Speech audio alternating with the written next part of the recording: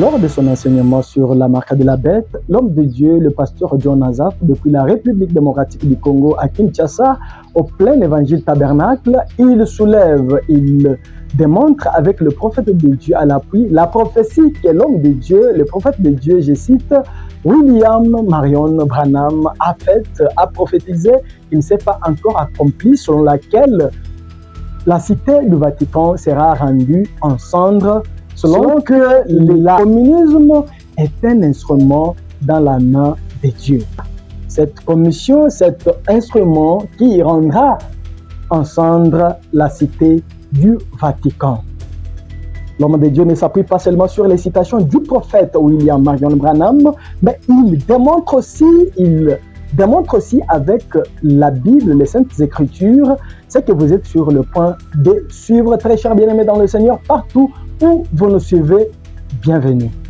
C'est Prince Kabango au micro. Si vous n'êtes pas encore abonné sur les messages de sa mission, merci de vous abonner, d'activer la cloche des notifications afin d'être notifié de nos vidéos qui circulent sur les messages de sa mission. Ne jamais oublier que vous êtes l'élément le plus essentiel sur les messages de sa mission. Merci pour votre générosité, mais n'oubliez pas de partager avec les autres. Faites-nous part de vos commentaires dans la session des commentaires afin que cela nous aide à mieux améliorer ce que nous sommes en train de faire pour l'épouse de Christ que vous êtes. Comme nous le disions dans l'introduction, le pasteur John Azaf, pasteur du plein évangile tabernacle à Kinshasa, nous sommes au Selembao, dans la commune de Mongafula, où l'homme de Dieu a déclaré ce jeudi 25 septembre 2025 que le communisme, selon les prophètes de Dieu, selon la prophétie faite par l'homme de Dieu, les prophètes de Dieu, William Marion Branham, est un instrument dans la main de Dieu qui rendra en cendres la cité du Vatican. Pour votre information, cette prophétie ne s'est pas encore accomplie car l'homme de Dieu, le prophète de Dieu, William Marion Branham, martèle pour dire que c'est ainsi dit le Seigneur. Alors je vous laisse suivre et nous nous croisons juste après. Maintenant, prenons 137. Ça, je veux que vous puissiez bien ouvrir les oreilles. Je veux qu'on les monte, on va les lire ensemble. Eh bien, si vous m'accordez encore un soir, si Dieu le fait, je vais vous prouver que le communisme n'est qu'un outil entre les mains du diable.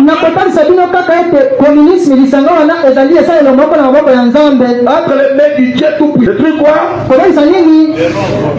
Monte encore frère. Et rappelez-vous,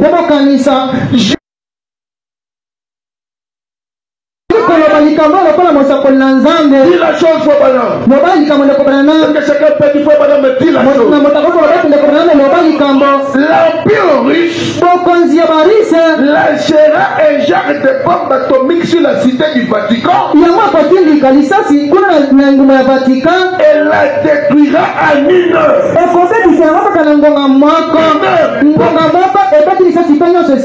Alléluia. Amen. La détruira en une heure. Ainsi dit le Seigneur. Alléluia. Et la Bible dit que Dieu a pris ces hommes cruels et les a mis entre ses mains. Qu'ils étaient des instruments entre ses mains. Et pour que les soit exactement ce qui lui revenait. C'est exact. C'est la parole. Ça, c'est de l'institut du Seigneur. 2 minutes seulement. Seigneur. Alors, ramenons juste ça rapide. Et puis on termine. Est-ce que vous êtes d'accord? Prenons juste la prophétie de William Branham. Apocalypse 18. On prend d'abord 1 à 6. Est-ce que vous êtes attentifs? Après cela, je vis descendre du ciel un autre ange qui avait une grande autorité. Et la terre fut éclairée de sa gloire. Il cria d'une voix forte. Elle est tombée.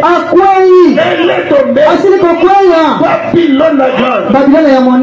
Elle est devenue une habitation des démons. Un repère de tout esprit impie. Un repère de tout oiseau impie et odieux. Parce que toutes les nations ont bu du vin de la fureur de son impudicité. Et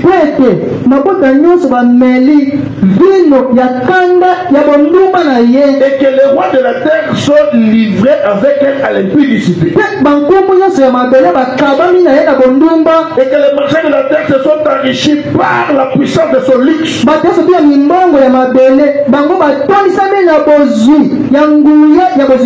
Je vous dis Vatican, c'est un état dans un autre état. Il a ses ambassades. Nos apostoliques la série. C'est l'ambassadeur. Il a des lettres de créance.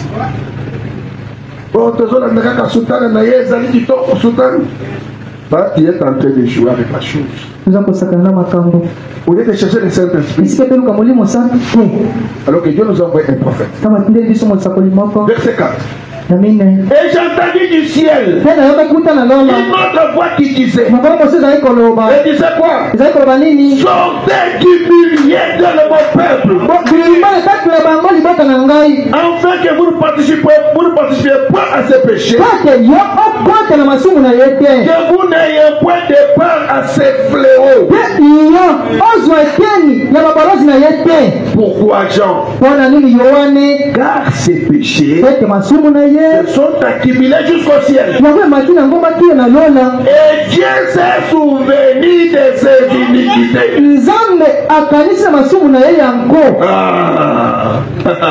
Verset 6. Payez-la comme elle l'a payé.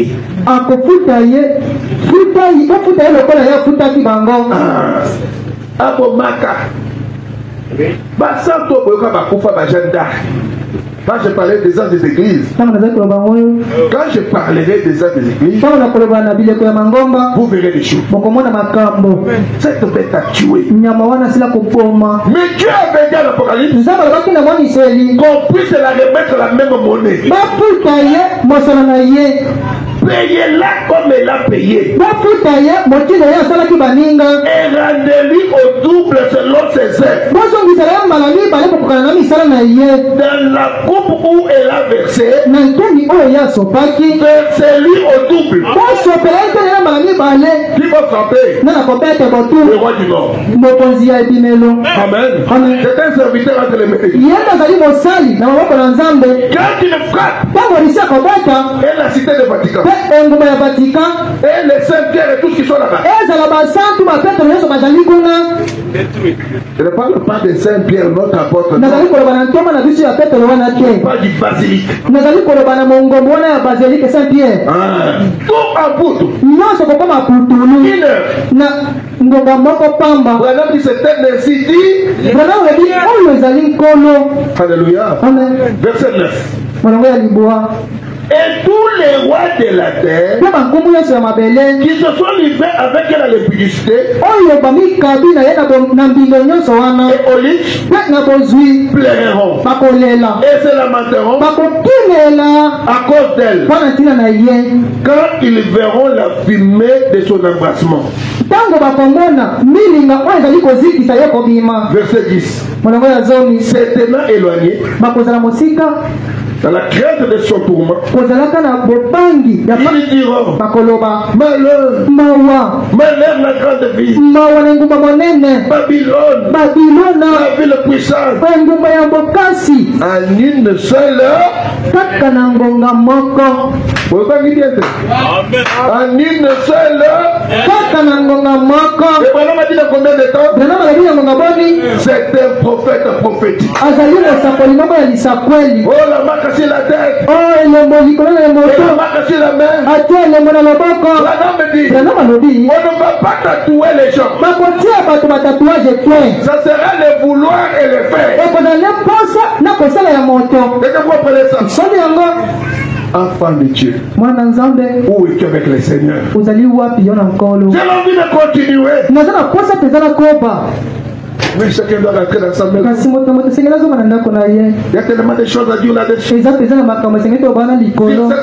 prostitution. La Bible nous a été révélée pour que nous puissions nous préparer avec détermination.